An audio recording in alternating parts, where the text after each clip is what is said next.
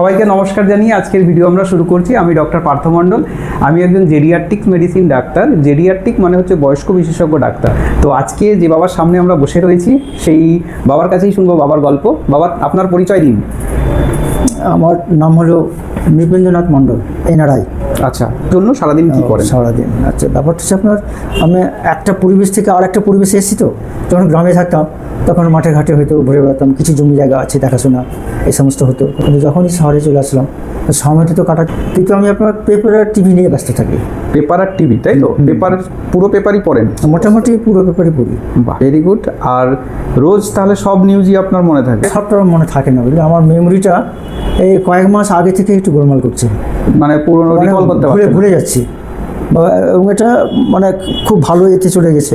যেমন ধরুন, একটা সুইচ অফ করবো, দরকার আছে সুইচ অফ অন্ধকার করতে হবে ঘরে, তো ওখানে গিয়ে তারপরে ভুলে গেলাম এখানে কি আমি কি জন্য আসলাম। এবার এরকম হয়েছে কোনো চাবি রেখেছেন, হয়তো কোনো একটা জিনিস রেখেছেন কাছে, সামনেই আছে, খুঁজে পাচ্ছেন না? হ্যাঁ হ্যাঁ, সেটা। তারপর মাকে বলছেন কোথায় আমার এটা, কোথায়, আমি দেখতে পাচ্ছি না। সেটা হচ্ছে। তারপর মা এসে বললো এই যে দেখতে পাচ্ছ না তুমি, তোমার চোখের সামনেই। এটা হচ্ছে আপনার ডিমেনশিয়া হতে শুরু করেছে, ঠিক আছে?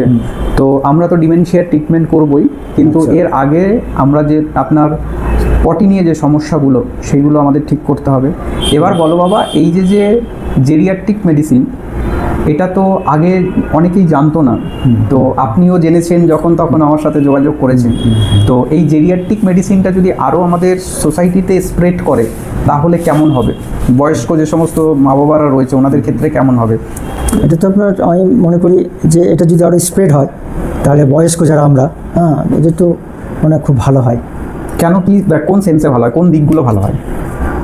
কোন দিকটা? Physically, mentally, very good. হ্যাঁ, সব দিকে আপনার আমার মনে হয় যে একটা স্যাটিসফ্যাকশন ভাবটা ওরা অনুভব করবে আর কি। বা মানে একটা জায়গায় আসলেই মোটামুটি সব হয়ে যাবে। এই যে এতগুলো লজির কাছে যেতে হচ্ছে না, কার্ডিওলজি, নেফ্রোলজি, নিউরোলজি, এবং সেখানে তুমি যেটা বললে ফিজিক্যালি যাওয়া সব ডাক্তারের কাছে, এটা একটা প্রবলেম। মেন্টালি সমস্যা, এবং তারপরে তো ইকোনমিক্যালি একটা ব্যাপার আছে। তো এই যে ডাক্তার পার্থ মণ্ডলকে দেখাচ্ছ তুমি বিগত 3 মাস ধরে, তো ডাক্তার পার্থ কেমন? মানে কী আর বলবো, মানে ডাক্তার পার্থ হচ্ছে মানে ফেয়ারেস্ট ক্রিয়েশন অফ গড, মানে ভগবানের উৎকৃষ্টতম সৃষ্টি, আমি তাই মনে করছি। কেন তোমার এরকম মনে কেন? মনে করছি মানে আপনার কাছ থেকে আমরা মানে যে আচরণটা পাচ্ছি, হ্যাঁ, এরকম আচরণ আমি জীবনে কারোর কাছে পাইনি। অনেক ডাক্তারকে দেখিয়েছে, কিন্তু অনেক ডাক্তার আমার কোনো কিছু জিজ্ঞাসা করলে মানে অ্যাভয়েড করার চেষ্টা করে, যে না বলাই ভালো, মানে এমনি এত ব্যস্ত থাকেন আর একটা পেশেন্টের জন্য, এর আর মানে ডিটেলস জানার কোনো দরকার মনে করছে।